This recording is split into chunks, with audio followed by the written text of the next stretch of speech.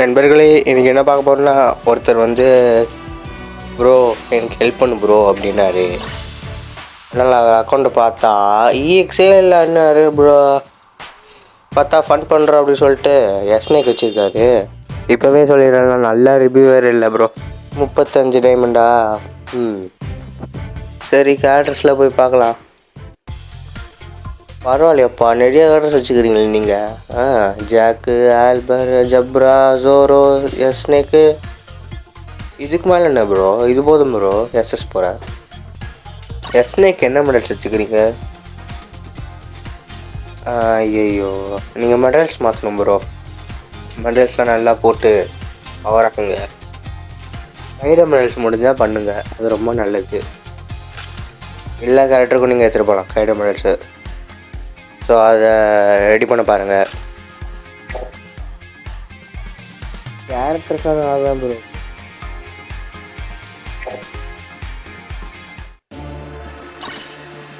அப்புறம் சோலோ பேட்டெல்லாம் முடிச்சிட்டிங்களா? ஆமாம், முடிச்சிட்டாரு. ஓகே. 6.5 ஆனிவர்சரி வேறு வரப்போகுது.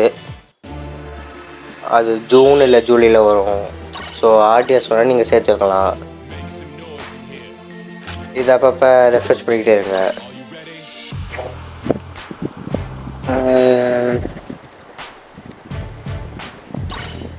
சரி, மெடல்ஸில் போய் உங்களுக்கு என்னென்ன மெடல்ஸ் இருக்குன்னு பார்க்குறேன். ஓகே, இதெல்லாம் அப்பப்போ அப்டேட் போட்டு வச்சுக்கோங்க, மறந்துடாதீங்க. அப்புறம் அதான் ப்ரோ, கைடோ மெடல் இல்லாட்டி நீங்கள் லூஃபி மெடல் அதெல்லாம் எடுத்து மேக்ஸ் பண்ணுங்கள். எனக்கு பொறுத்த வரைக்கும் அட்டாக்கு டிஃபென்ஸ் ஸ்டாட் இருந்தால் எனக்கு பிடிக்கும். உங்களுக்கு எதுன்னு தெரில. உங்களுக்கு ஹெச்பி பிடிக்கும்னா ஹெச்பி டிஃபெண்ட் வச்சுக்கோங்க, இல்லாட்டி ஹெச்பி அட்டாக் வச்சுக்கோங்க. அவ்வளோதான்.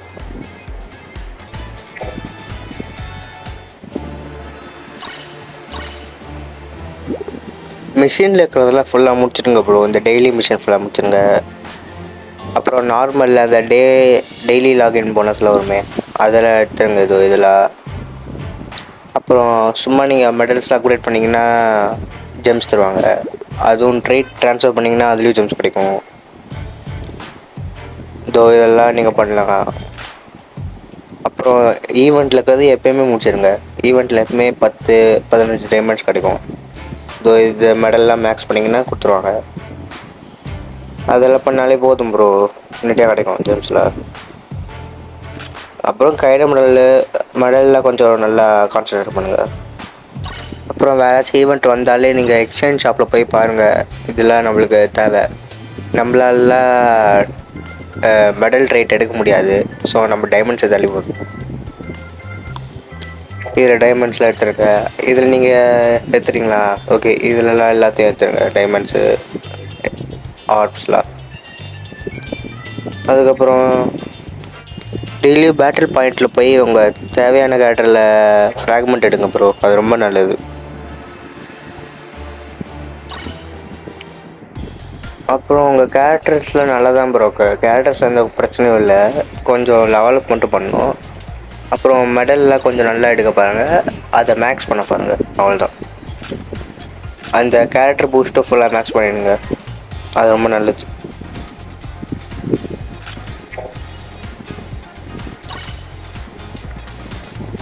உங்கள் டீம் சப்போர்ட் கூட சூப்பராக தான் ப்ரோ இருக்குது. 102.2%. எஸ்னேக்கு, ஜப்ரா. நீங்கள் ரெட் கேரக்டரில் எடுத்துகிட்டு போகாதீங்க, ப்ளூவும் க்ரீனும் வைங்க சப்போர்ட்டுக்கு. ஓகே. பூஸ்ட் டாப்லாம் நல்லா பண்ணிடுங்க எல்லா கேரக்டருக்கும். அப்புறம் ரொம்ப முக்கியமானது, டெய்லியும் நீங்கள் சேலஞ்சு பேட்டில் முடிச்சே ஆகணும் ப்ரோ.